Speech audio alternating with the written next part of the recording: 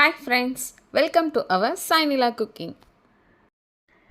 இன்றைக்கி நம்ம பார்க்க போகிற ரெசிபி எல்லாருக்கும் ரொம்ப பிடிச்ச ரோட் சைட் காளான். இது நம்ம பானிபூரி கடையிலலாம் வாங்கி சாப்பிட்ருப்போம். அதில் மோஸ்ட்லி முட்டைக்கோஸ் தான் இருக்கும், மஷ்ரூம் இருக்கவே இருக்காது. நம்ம வீட்டில் ஹெல்த்தியாக நமக்கு பிடிச்ச மாதிரி எப்படி பண்ணலாங்கிறது இந்த வீடியோவில் நம்ம பார்க்கலாம். ஃபஸ்ட்டு ஒரு நல்ல பெரிய பவுல் எடுத்துக்கோங்க. நல்ல ஃப்ரெஷ்ஷான மஷ்ரூமை நல்லா வாஷ் பண்ணிவிட்டு இது மாதிரி குட்டி குட்டியாக கட் பண்ணி வச்சுருக்கேன். இது 1 கப் அளவுக்கு எடுத்திருக்கேன். அதை இதில் சேர்த்துக்கலாம். முட்டைக்கோஸ் 1 கப் அளவுக்கு நல்லா குட்டி குட்டியாக கட் பண்ணி வச்சுருக்கேன். அதையும் நம்ம இதில் சேர்த்துக்கலாம். கொஞ்சோண்டு ஆனியன் கட் பண்ணி வச்சுருக்கேன். அதையும் நம்ம இதில் சேர்த்துக்கலாம். இஞ்சி பூண்டு பேஸ்ட் 1 டீஸ்பூன் எடுத்து வச்சுருக்கேன். அதையும் இதில் சேர்த்துக்கோங்க. மஞ்சள் தூள் 1/4 டீஸ்பூன், அதையும் சேர்த்துப்போம். கரம் மசாலா ஒரு 1/2 டீஸ்பூன், அதையும் இதில் சேர்த்துக்கோங்க.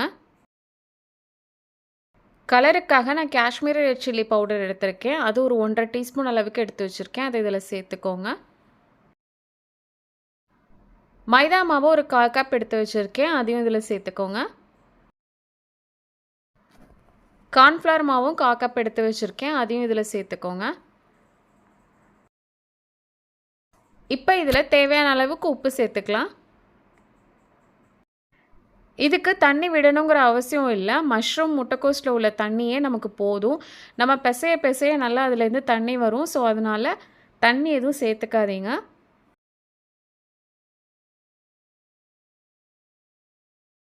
பாருங்கள், ஒரு 2-3 நிமிஷம் வரைக்கும் நல்லா பிசைஞ்சிங்கன்னா இது மாதிரி எல்லாம் ஒன்று சேர்ந்து நமக்கு வந்துடும். இது மாதிரி பிசைஞ்சு வச்சுக்கோங்க. உங்களுக்கு இது மாதிரி வரலைன்னா நீங்கள் இன்னும் கொஞ்சம் மைதா மாவும் கார்ன்ஃப்ளவர் மாவும் சேர்த்து பிசைஞ்சு வச்சுக்கோங்க. இது நம்ம எதுவும் ஊரெல்லாம் வைக்க வேணாம், டைரெக்டாக ஃப்ரை பண்ணால் தான் நல்லாயிருக்கும். ஒரு கடாய் எடுத்துப்போம். அதில் பொரிக்கிறதுக்கு தேவையான அளவு எண்ணெய் ஊற்றிக்கலாம். எண்ணெய் நல்லா சூடாயிடுச்சு. இப்போ நம்ம ரெடி பண்ணி வச்சுருக்க மஷ்ரூமை ஒன்று ஒன்றா சேர்த்துடலாம். இந்த மாதிரி பக்கோடா மாதிரி குட்டி குட்டியாக போடுங்க.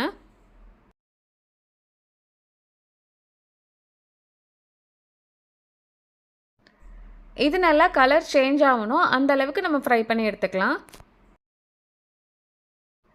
அப்பப்போ திருப்பி விட்டு நல்லா ஃப்ரை பண்ணி எடுத்துக்கோங்க. பாருங்கள், நம்ம மஷ்ரூம் எல்லாமே நல்லா கலர் சேஞ்ச் ஆகிடுச்சு. இது நல்லா குக் ஆகிடுச்சு. இப்போ நம்ம இதை எடுத்து வச்சிடலாம். இதை நம்ம அப்படியே சாப்பிட்றதுக்கும் ரொம்ப டேஸ்ட் நல்லாயிருக்கும். இப்போ இதுக்கு நம்ம மசாலா செய்ய ஸ்டார்ட் பண்ணிடலாம். ஒரு கடாய் எடுத்துப்போம். அதில் கொஞ்சோண்டு எண்ணெய் ஊற்றிக்கோங்க. ஃபஸ்ட்டு கொஞ்சம் கருவேப்பிலை சேர்த்துக்கலாம். பெரிய வெங்காயம் இந்த மாதிரி குட்டியாக கட் பண்ணி வச்சுருக்கேன். அதையும் இதில் சேர்த்துக்கோங்க.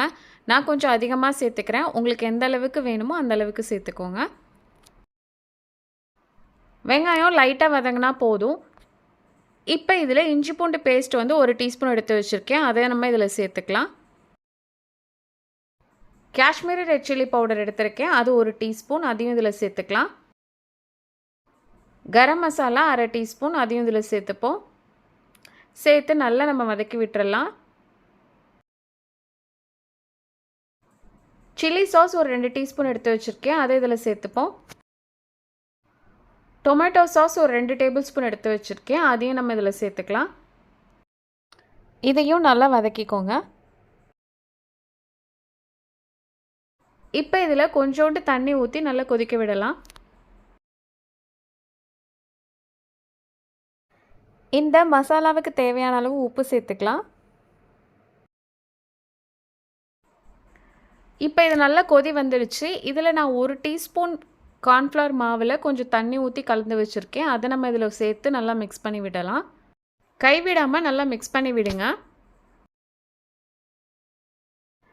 பாருங்கள், மசாலா நல்லா திக்காயிடுச்சு. இப்போ நம்ம ஆல்ரெடி பொரிச்சு வச்சுருந்தோம்ல மஷ்ரூமை, அதை நம்ம இதில் சேர்த்துக்கலாம். சேர்த்துட்டு ஒரு குயிக்கான ஒரு மிக்ஸ் கொடுத்துடலாம். நம்ம மஷ்ரூமை ஆட் பண்ண உடனேயே அதோட தண்ணி எல்லாத்தையும் நல்லா அப்சர்வ் பண்ணிவிடும். ஸோ அதனால் நமக்கு எந்த அளவுக்கு தண்ணி வேணுமோ அந்த அளவுக்கு ஊற்றி லைட்டாக அட்ஜஸ்ட் பண்ணிக்கோங்க. இப்போ இதில் நம்ம நறுக்கி வச்சுருக்க கொத்தமல்லி தழை சேர்த்து நல்லா மிக்ஸ் பண்ணி விட்டுறலாம்.